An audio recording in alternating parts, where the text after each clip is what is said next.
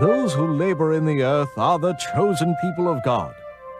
Thomas Jefferson believed that those who tilled the soil were the backbone of the country, and that the future of the Republic should be a nation of independent farmers spreading across the continent.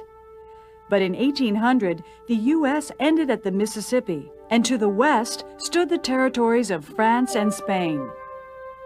Dreaming of a French New World Empire, Napoleon had acquired the vast Louisiana Territory from Spain. Control of the Mississippi River by the powerful French alarmed the United States, for the mighty Mississippi River linked the nation's western farmers to the world.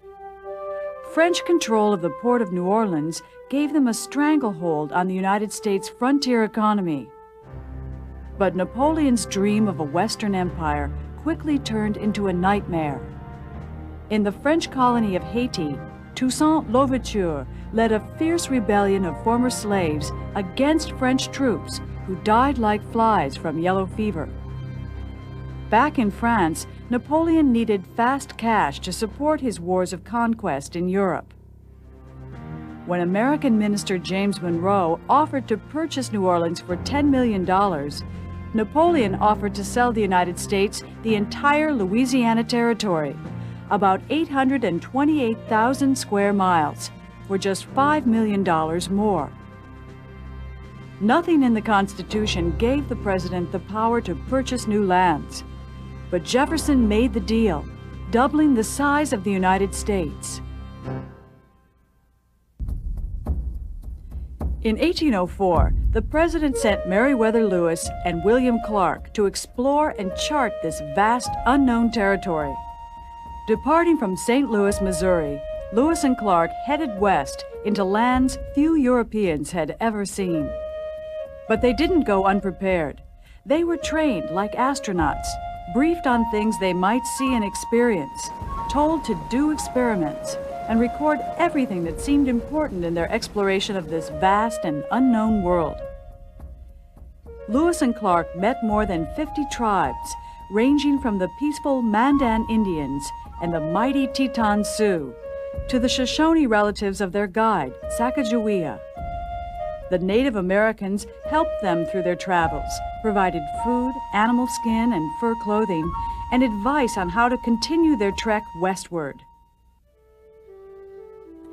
In the continent's interior, they discovered an unimagined world of natural wonder. Huge herds of bison, elk, and antelope roaming an inland ocean of grass, rivers teeming with fish, canyons of breathtaking beauty, and clouds of Montana mosquitoes so thick they could drive a man crazy. Lewis and Clark pushed westward and eventually reached the Pacific Ocean, where they established a camp and lived among the Chinook people and other coastal tribes of the Pacific Northwest. 2 years later, they returned east to Washington, D.C. After the Lewis and Clark expedition in 1803, there were marvelous accounts and descriptions of the glories out there of the West. People were learning about the Rocky Mountains and the fabulous rivers and the Great Plains. And it was a huge continent they learned. An awful lot of land there. It seemed ripe for the taking. Their glowing descriptions of abundant, fertile land and their detailed maps provided the signposts for a boom of westward migration. Some of the first whites to follow their lead were mountain men who trapped furs for distant markets, traded with Indians, and charted the best paths for movement across the continent. These were tough men, like Jedediah Smith, who found the South Pass through the Rocky Mountains. When his ear was nearly ripped off by the teeth of a grizzly bear, Smith had one of his men sew the ear back on. A few days later, Jedediah was back on the trail. Needing the cooperation and help of Western Indians, many trappers took Indian women for their wives, a practice encouraged by Indian leaders to cement alliances and trade with the whites. These paintings by George Catlin were some of the first glimpses Americans had of the people of the Western tribes.